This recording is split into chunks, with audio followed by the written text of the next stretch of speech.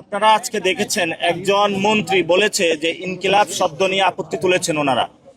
আমরা বলবো যে ইনকিলাব, ইনসাফ, আজাদি এই সকল যে শব্দ রয়েছে, এই সকল শব্দ আমাদের জীবনের অবিচ্ছেদ্য অংশ। কারণ এই শব্দগুলোর মাঝেই আমরা ভারতীয় আধিপত্যবাদের বিরুদ্ধে এই শব্দগুলা দিয়ে দাঁড়াই।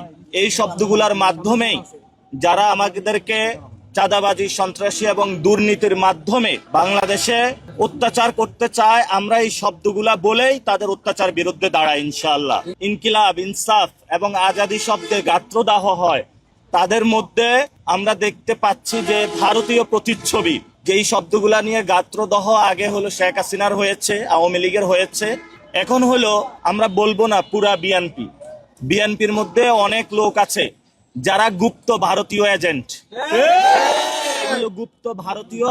এদের হলো ইনকিলাব, ইনসাফ, আজাদি শব্দে চুলকানি শুরু হয়।